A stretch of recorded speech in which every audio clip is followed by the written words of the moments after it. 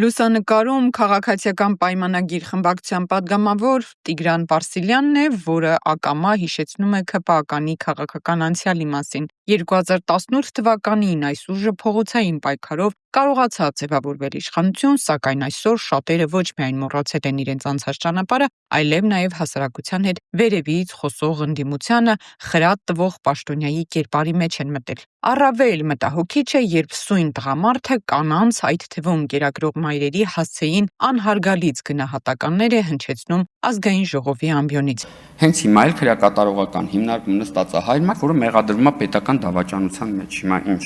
ինչ եք ուզում ասեք, պետք է չնստեր այդ հայր մայրը, որը պետությունն է փորձել դավաճանել, այսինքն կամ այդ ինչ նշանակում կանանց նկատմամբ եւ այլն, այսինքն կանայք մեղսունակ չեն, ինչ եք ուզում ասեք, սա վիրավորական է կանանց նկատմամբ, երբ որ կին լինելը բերում են որպես բան, փաստ, հիմնական փաստ ներկայացնում են նրա համար, որ կինը պետքա, չգիտեմ,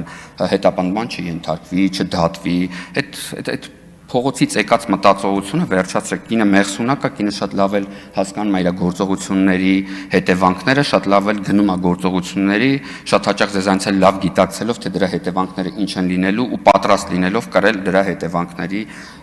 ամբողջ ծանրությունը, այնպես որ այստեղ կանանցից ու բաներից խոսալ մի խոսացեք, Հատկանշական է նաև, որ ՔՊ-ն իր 2026 թվականի ընտրացուցակում Տիգրան Պարսիլյանին հատկացրել է 173-րդ տեղը։ Սա արդեն ոչ միայն տեխնիկական որոշում է, այլև քաղաքական գնահատական, նրա գործունեության, ազդեցության և իրական կշռի նկատմամբ հենց սեփական թիմի ներսում։